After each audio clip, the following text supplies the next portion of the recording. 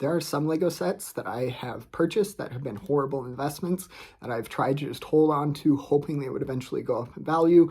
One of these is from 2021. This is the Lego Architecture Statue of Liberty set.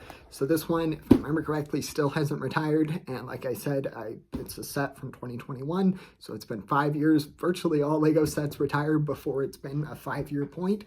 There are some sorts of sets that still are in production, such as this one.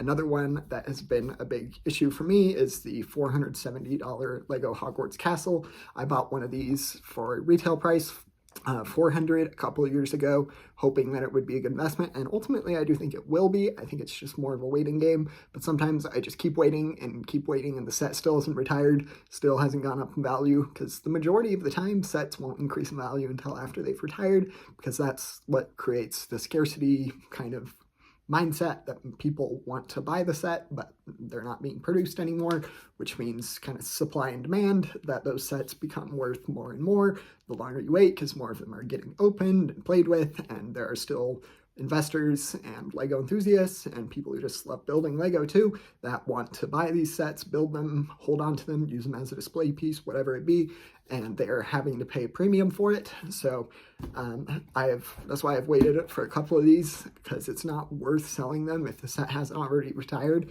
The Lego Hogwarts Castle is a bit of an interesting case though. It's one of the few sets that actually increased in value before it retired. So that set I bought for $400, like I mentioned, at retail, and it has since gone up to about $470. Hasn't retired yet, but this is just seen because Lego did a price increase on a couple sets, I think, and that was one of them. It went from $400 to $470.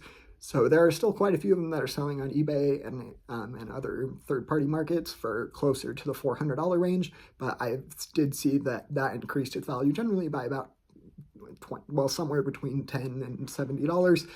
There's a big range. Some of them are going for quite a bit more, but in general, that's been the case with the